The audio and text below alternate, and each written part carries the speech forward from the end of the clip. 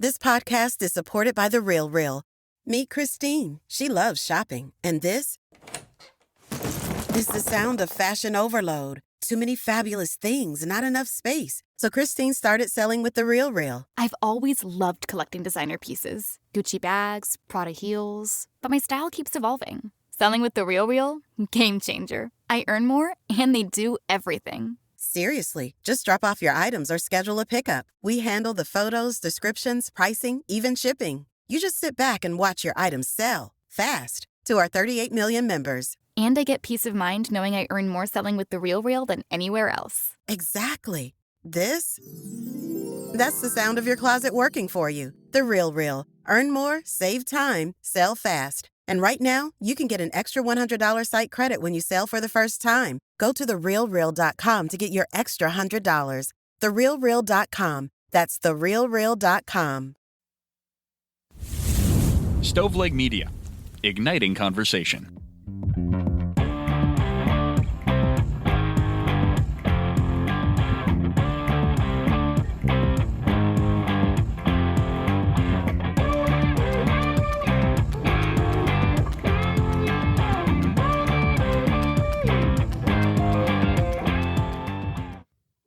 Welcome to True Crimecast. I'm John, here today without Jamie, just temporarily.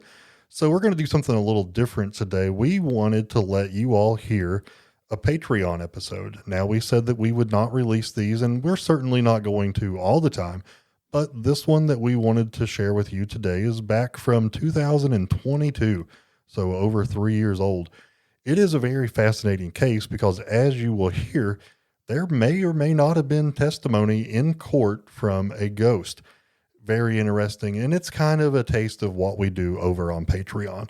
So as we wrap up the new year, and hopefully you all had a great Christmas and a very happy new year to come, we wanted to just gift you with this and hope you enjoy it. If you are interested in joining Patreon, just remember, as little as $3 a month gets you access to a bonus episode each and every month. And boys, I got to tell you, we have already recorded January's Patreon for January of 2026, and it is crazy. We are going to be talking about a pastor from the Carolinas named John Paul Miller, and he has recently been indicted. If you remember this case, his wife was found, she had committed suicide. A lot of people questioned whether it was actually suicide or not. We're going to dive into that, plus talk about some new indictments that have happened. And we're going to be joined at the end of that episode by a special guest who has researched this case and has a podcast and all kinds of documentaries out on it. Her name is Beth Braden. You guys have heard her on the show before. So she will join us at the end of that episode to talk a little bit about the case from her perspective and the work that she has done on the case. So without further ado, guys, thank you so much. We hope you enjoy this episode. Stoveleg Media, igniting conversation. This started a long life of group homes, detention centers, and ultimately prison. At what point did they intervene? Why didn't they intervene? It's a situation that I would not want to find myself in. I would never want to get attacked, and I would never want to have to defend myself by killing somebody. And the big question we always ask, John, is justice been served here? This is True Crimecast.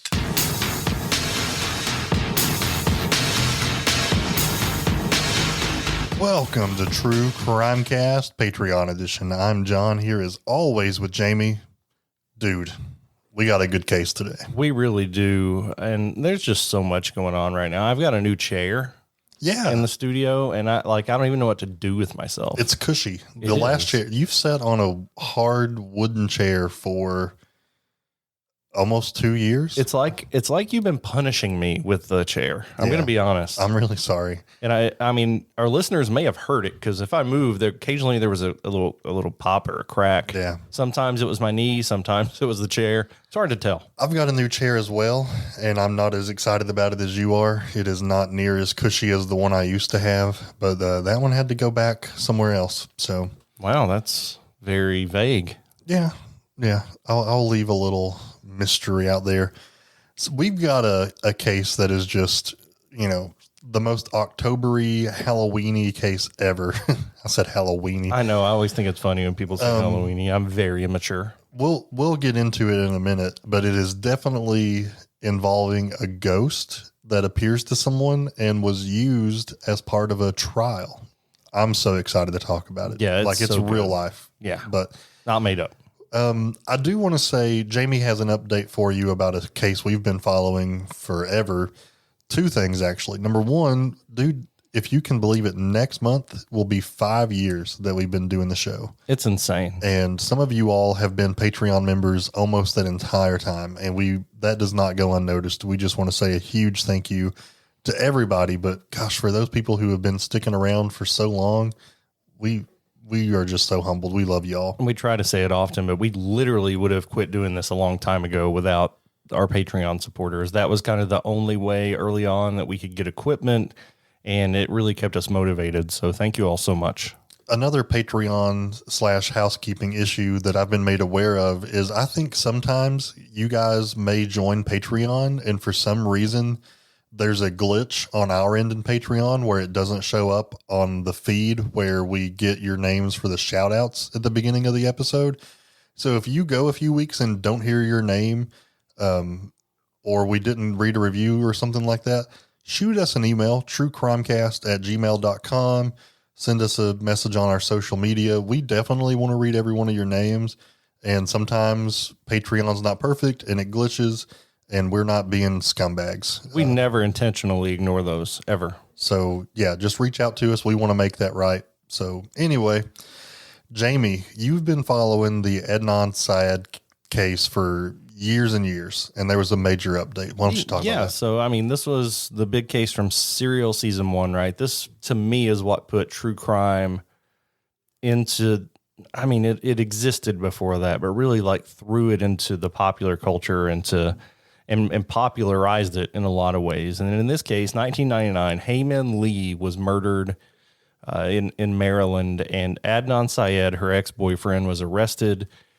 A lot of the trial was based on testimony from his friend Jay Wilds, and there was some cell phone ping evidence that was interesting, and they ultimately got a conviction.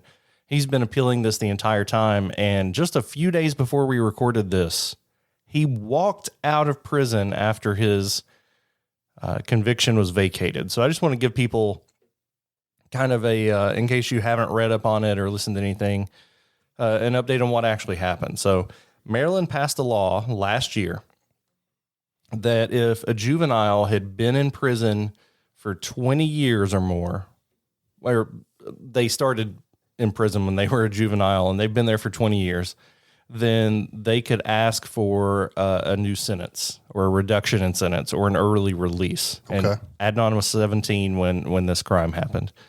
So his attorneys asked for him to be considered for early release because of this new law.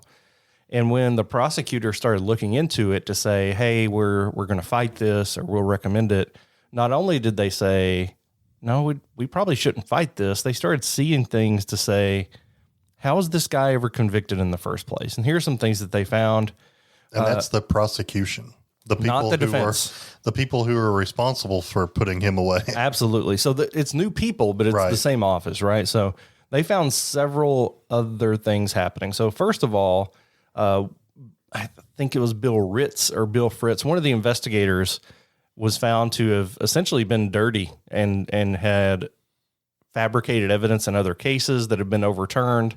He was one of the main investigators in Adnan's case. Not that they had direct knowledge of him creating evidence, but he had been known to do so. So that's not a good look to start out.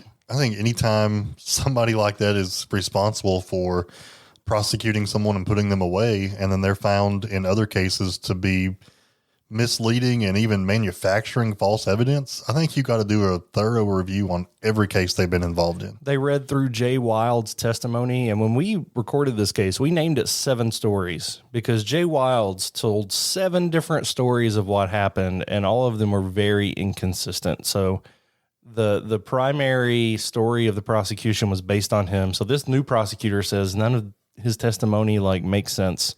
And then the cell phone pings were a big piece of the prosecution. And that's saying that Jay Wild's story and where Heyman's body and car were found matched up with where Adnan's phone pinged off of towers. Okay. However, a lot of those calls were incoming calls, and cell phone tower pings are not reliable for incoming calls because a lot of times it can come off of the call that it's coming from or whatever. So they found that that's not reliable. Jay's not reliable. So this is probably not reliable. But the biggest thing was they found a couple notes from the investigation that nobody had ever seen before. Okay. I don't understand how like the Innocence Project and Adnan's new, and I don't know if the Innocence Project's actually been involved here, but Adnan's new attorneys have looked all through this and missed these notes, but they were there from investigators indicating 2 potential other suspects in this crime. Oh, that's huge. It is. And this had never been given to the defense from prosecution. So obviously that's a Brady violation, first of all, because you have to disclose any exculpatory information. These notes indicated that there was one individual that had threatened Heyman Lee and seemed to have reason to want her to be dead. Okay. And the other person had a connection to Edmondson Avenue where her car was found. So one or both of those individuals, like they found this information and did no further investigation at all. Oh, so they found the connection but didn't dig into it. No, they had Adnan and they felt like they had a good case, so they ignored these other suspects. They didn't share it with the defense. That is called tunnel vision. So this new prosecutor finds it and with just a little bit of digging starts to find out, you know what, maybe there is more to these other suspects. So in the biggest integrity move I think we've ever covered on this podcast, the prosecutor files a motion saying, based on what I've read and what I found, these notes, the cell phone pings, the dirty investigator, and Jay Wilds being unreliable, I have no confidence in this conviction.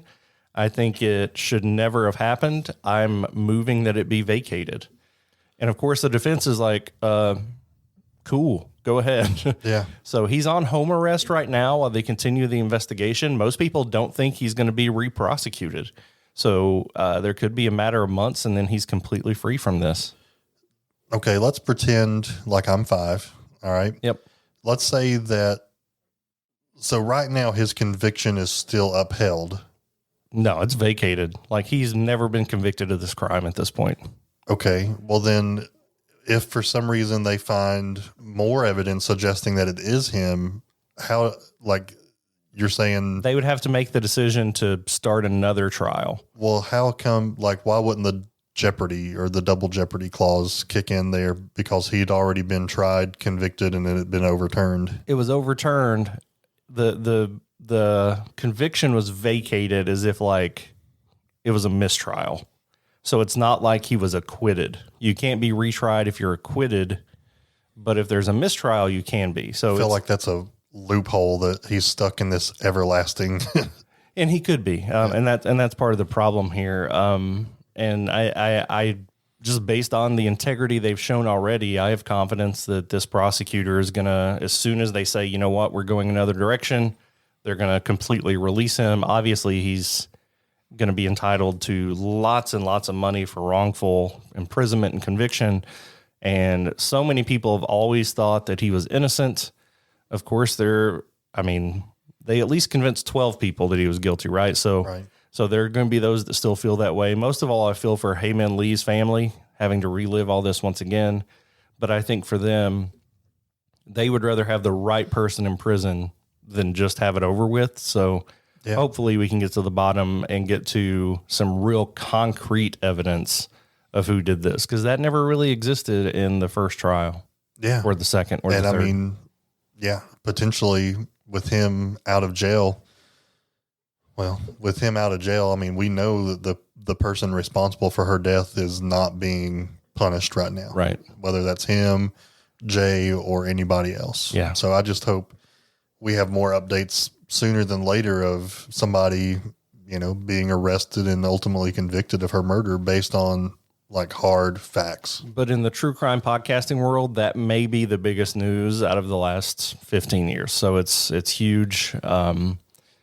So I guess that would probably make it the biggest news ever, because podcasting hasn't been around for too much longer than that, especially the true crime genre. So, well, and I think, every case is important because of the victims and the families of the victims. But like for that case in particular, that is the case that really jump-started True Crime Cast. I mean, there was that case and then the Tara Grinstead case out of absolutely. Georgia. Yep. Those two cases combined, we wouldn't be here had we not been super interested in following those cases. So to sit here on our 5-year anniversary of this show, still talking about that case, that tells you how much it means to us. Yeah, I'm really hoping that she gets some justice, and if Adnan is shown to be innocent, then he is set free and compensated. Like, he was 17 when he went in prison. He's essentially our age. Yeah. And he's been in prison for 23 years. So yeah, he's a little older than me. You have to think about 1999. I mean, that was 25 years ago. yeah, And it's, I've lived so much life in that time. I finished high school, went to college, met my wife, had my children, and he's been robbed of all that if he's innocent. And that's, you can be compensated financially for that, but that's not even a drop in the bucket to having those years robbed from you. you can't give time back. Those are the best years of your life. And if he is innocent, we've robbed him of that. Yeah. So we'll, again, keep you posted if there are more updates on the case as far as new people being prosecuted. They've not released the names of the other suspects. I think there are some names in the files. You may be able to go back and tie those two if you're really wanting to be an internet sleuth, but I've not done that. They're doing that just to maintain the privacy of the investigation. So we'll keep you posted on that. But if you thought that was exciting and wild, it's about to get wilder and excitinger. This case is crazy. And I mean, it wouldn't happen today, I don't think. I completely agree. But we've got to go back all the way to the 1800s, 1886 to be precise. Man, like, first off, before before I was born. Yeah, like, our kids are going to look back at the 1900s, like when we grew up, as if it was the 1880s for us. You know what I mean? The fact that the phrase the 1900s is part of the public lexicon really bothers me. And kids are like, were you born in the 1900s? Yes. Yeah, that was 22 years ago, Holmes. And I remember like looking at documents of my great grandfather, and he was born in the late 1800s. And that's how my grandchildren are going to look at me, like this old ancient man who was born in a different millennia. I just assumed that everything was in black and white and that all men wore black suits and black hats with a brim all the way around. I wonder if our kids think of us as just being like, everything's really grainy and not very clear. We're very pixelated. Yeah, we're not HD. So in late 1886, Elva Zona Heaster married a man named Trout Shue, and which is just a ridiculous name. That's Trout. Well, even Elva Zona. Yeah, that's ridiculous. He wasn't saying Arizona. Yeah, Elva Zona. But then to name your son Trout, like, man, like some fish. But a little backstory before their marriage. Elva Zona had a child out of wedlock, and she was, and the child's father left before that child was born. Elva Zona was an attractive young woman. You can actually find pictures of her online, and she looks like she's from the 1800s, so I really don't see it. You know what I mean? Black and white picture. But, I mean, I guess women from back then could be attractive. I don't know that it's very subjective. Yeah. I think that in the 1800s, like, you didn't have a lot of competition, like, I also just imagine, like, I mean, the hairdos are different, the style's different, but I feel like people didn't smile in pictures then. They couldn't, because it took them like 5 minutes to take a picture. Yeah. Yeah, off the air, we need to have a conversation about Elaine from Seinfeld. I wonder but anyway, she was an attractive young woman, so several men in the area were interested in dating her, but her mom was kind of like a manager. She would interview the young men to make sure they were up to par for her daughter. I like it. I don't. Like, I don't know. I don't want to be interested in a woman and then have to talk to her mom, and I don't know. That's But a weird wouldn't you like to situation. get to know the young man that's going to date your daughter? I'm not saying it's a I don't- formal interview. I didn't want me to be in that place, but I'm definitely going to be in that role for my future. Okay, yeah. Daughter I don't know about a in-law. formal interview, but I got some questions, dog. Yeah. And I'll have my guns out while I ask those questions. You like you're going to wear a sleeveless shirt? Yeah. Oh yeah. Sun's out, baby. Guns out. Yeah. Anyway, Elva Zona met Trout at a blacksmith shop. Because that's what people did. Yeah, he worked in a blacksmith shop.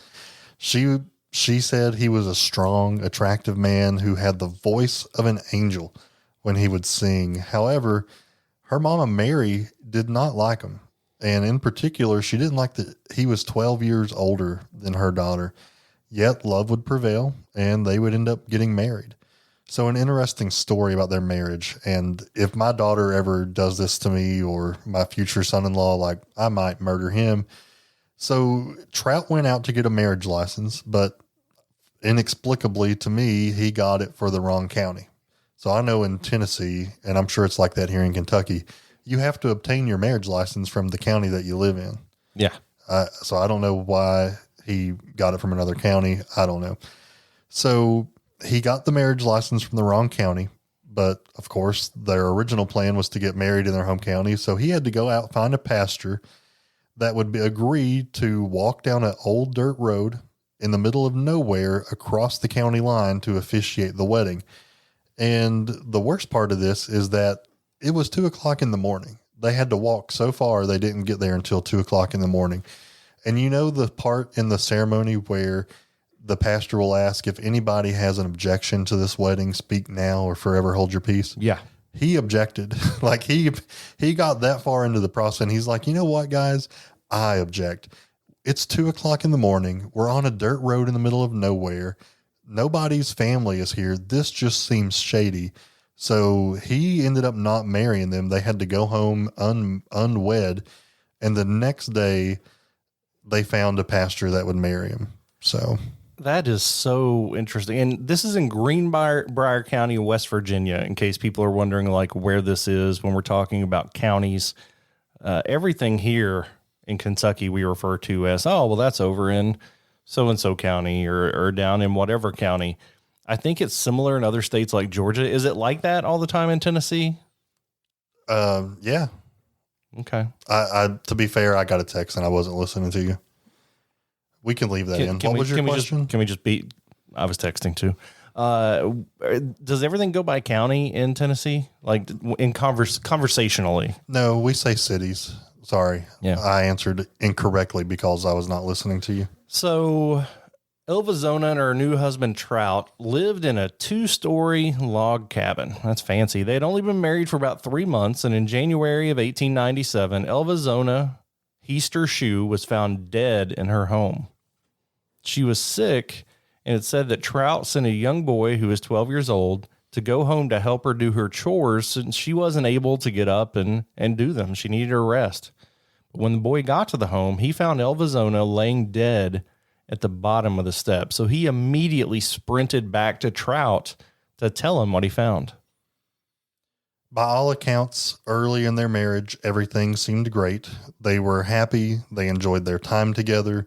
Her mom would say that they would like build a fire in the fireplace and snuggle up together. So everything seemed fine.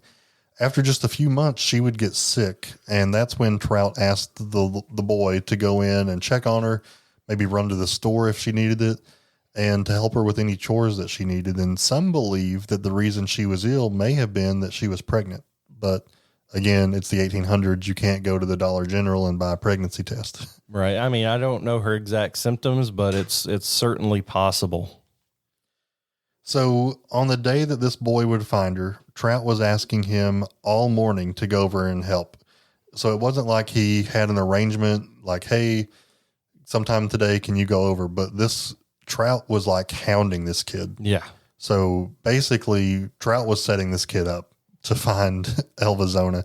So the boy got there after lunch. He would knock on the doors. Nobody would answer. And with her not answering and her being sick, he basically broke into the house. Like you said, he found her, and then he runs home and tells his mom, and his mom tells him to go tell Trout.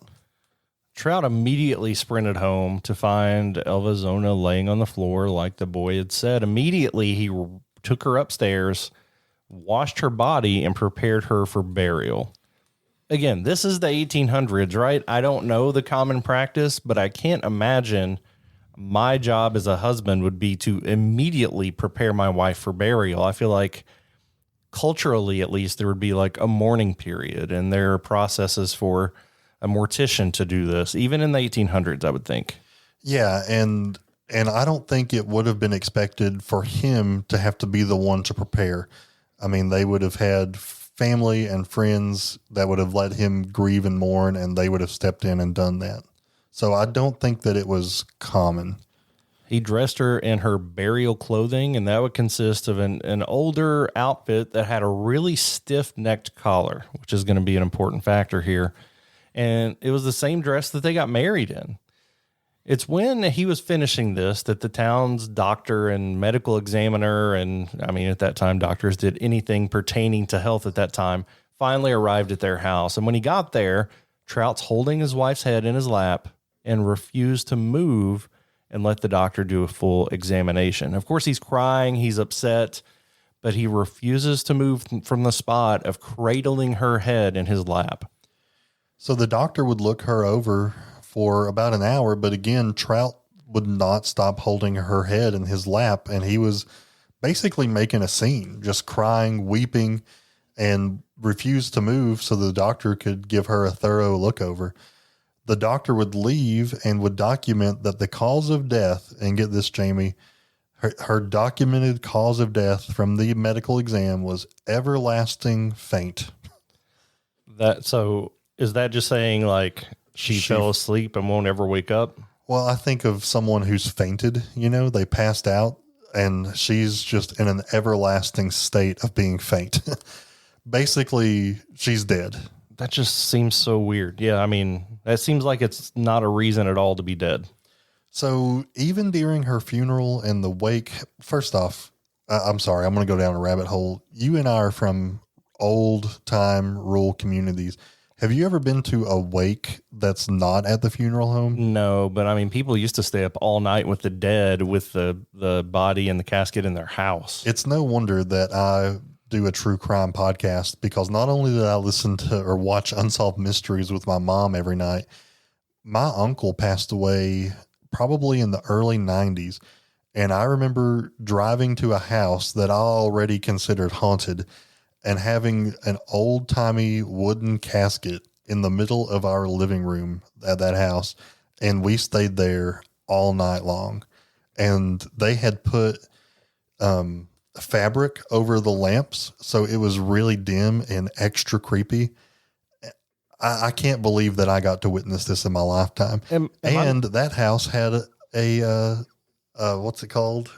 An outhouse. Oh, yeah. So if I had to use the bathroom, I had to walk through the dark woods to an outhouse. Like, I feel like maybe one night I just transferred myself to the 1800s, because that's how ridiculous this was. So am I wrong in that part of why they do that is kind of to make sure they're dead? Like, you spend all night just in case they wake up? Am I making that up? Yeah, maybe their everlasting faint turns into just a temporary prolonged, faint. temporary faint. Yeah, I don't know, man, but I mean, he was dead. This was the 90s. We just reverted back to the old ways. 1990s. Yeah. So, but even at her funeral and wake, Trout would not move from the side of his wife. He would cradle her head, even during the wake and the funeral. The only time that he would leave her side was when they closed the casket, and they couldn't open it back up without him and his permission. So she would be buried in the Methodist plot, their local church. Yeah, and I mean, obviously, this could just be a man in total grief not leaving his wife's side, but if we're covering it, then it seems more like he's trying to prevent people from seeing something, and this is when things take a big turn, right? Mary, who is her mother, was obviously grieving the loss of her daughter, and she was left with no answers as to why she had died. She knew she was sick, but not this sick, right? So she prayed to God to give her some kind of answers. God, tell me why my daughter died. What happened? And this is when, according to Mary, she saw her daughter. She said her daughter came to her from the afterlife to tell her exactly what happened the day that she died. This was like a full figured premonition, like a ghost, but like it looked like her, like from head to toe. Like a vision, like a full-fledged Old Testament. This is what I'm seeing happening before my eyes to deliver a message to me. Exactly. So Elva came back and said that Trout had gotten mad because she didn't have meat for supper, and he squeezed her neck so hard that it broke. Go back to everything we said. So this is like the flashback part of the movie, right? Like she's wearing the stiff-necked thing. He's holding her head and not letting people see it, and he won't let anybody touch her body. So now this ghost of Elva Zona is saying, my husband broke my neck. Yeah. Well, it gets even wilder, man. So her mom, Mary, took this information to the county prosecutor. And I don't know, if something happened to one of my children and I saw their ghost, I don't know that I'm going to go tell somebody in fear of them thinking I'm crazy. But she did, and he didn't think she was crazy. He did not dismiss her. Do you think this is just like a sign of the times? Like, were people just more spiritually inclined at that time, maybe? Yeah, So yeah. maybe it was well, okay, tell me more. Yeah. I mean, science definitely isn't something they're considering We too need much, to have but, antibiotics. let's talk to a ghost. Yeah. So this gentleman reached out to the doctor/medical examiner, and the doctor stated, yeah, I wasn't really able to perform a full inspection of Elva because her husband wouldn't leave her side and he kept holding her head. So the prosecutor is like, well, let's try this again. So that he ordered that they exhume her body and for her to be re-examined. Put yourself in Trout's shoes. You probably murdered your wife and you're not happy that this is going to happen. He didn't want her to be exhumed. He tried to fight it, but ultimately, I mean, the order stood, and once they were able to get her out and look her over again, they found exactly what the ghost had said was accurate. And they found that she had fingerprinting on her neck. Her trachea was collapsed. Her neck was broken. I mean, everything that the ghost told Mary was legit. And again, this came from Mary to the prosecutor after Mary had not spent time alone with the body and then was verified on the viewing. So, and Mary wasn't even there, at the house when the medical examiner was performing his duties. So she has no way of knowing. She had no way of knowing unless Trout said, yeah, I held her head for the whole time, but I don't think he would have done that. Insane. Yeah. It's just the fact that this was corroborated is incredibly shocking. And they made the findings pretty public quickly, and everybody got all riled up. Shue ended up being arrested and charged with the murder of his wife. He was taken to the jail at Lewisburg, where he was held until he was indicted by a grand jury in June of that year. In the meantime, more information came out about him, and Elva Zona was not his first wife. An investigation into Trout Shue's background showed that he had served a term in a penitentiary and had been married twice previously, and both of his previous wives had died under strange circumstances. One wife was supposed to have died from a broken neck when she fell from a haystack. The other wife died while helping Shue repair a chimney. She was on top of the chimney, and his wife was placing the rocks in a basket with a rope attached to it. And as the basket was drawn up, the basket turned over and dropped the rocks on the head of his wife to kill her. Both very bizarre ways to die. And you put these three deaths together, and it looks pretty unbelievable. On June 22nd, 1897, the jury returned a verdict of guilty after they only deliberated for an hour and 10 minutes. The accounts in the Independent, which was a newspaper, made it clear that Shue was convicted of murder of his third wife on circumstantial evidence and not because of the ghost testimony.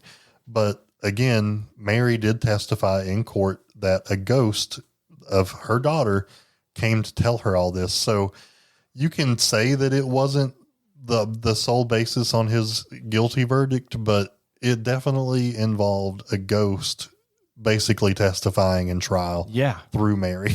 And, well, I guess ultimately they did have the evidence of her neck being broken and the fingerprints being there. So maybe that was enough to convict him. Yeah. But I think the whole town had already heard about this ghost situation, so you can't rule out it being a factor, I wouldn't think. Well, and without the ghost coming to Mary, she wouldn't have known about it. She wouldn't have been able to take it to the prosecutor who had her exhumed and reevaluated. So, I mean, the ghost is really the hinge of all this. So he was sentenced to life in prison, and he, on his way to jail, the 1800s were so much different than today. But on his way to jail the night he was arrested, there was a mob formed trying to lynch him for murdering his wife.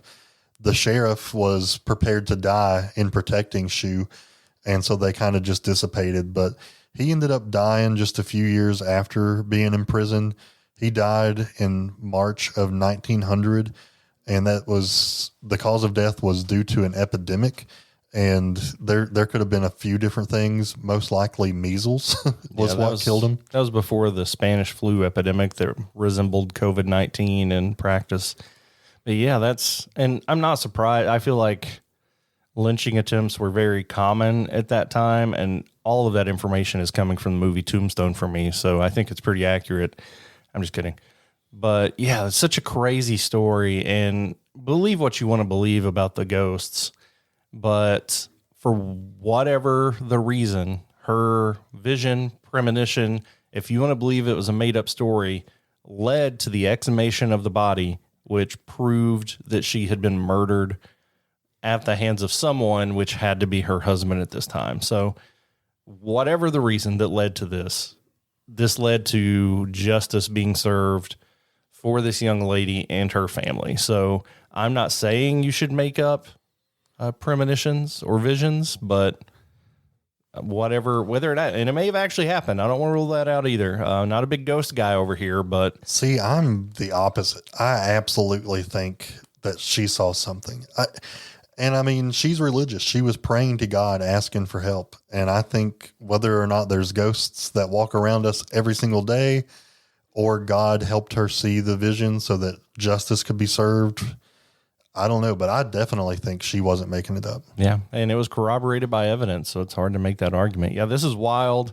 I love a good ghost story. And as far as we know, this is the first time that a ghost has played a role in a murder prosecution. I didn't write it down, but there is definitely a plaque at that Greenbrier courthouse that refers to this case because it was definitely the first and potentially only time a ghost has been a witness in court. Yeah.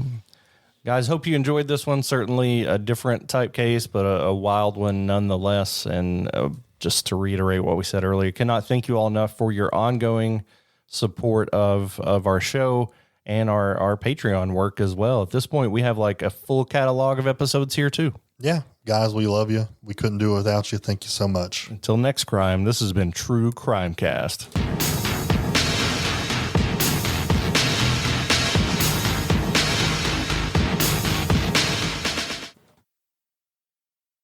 You've listened to True Crime Cast, distributed by Stoveleg Media.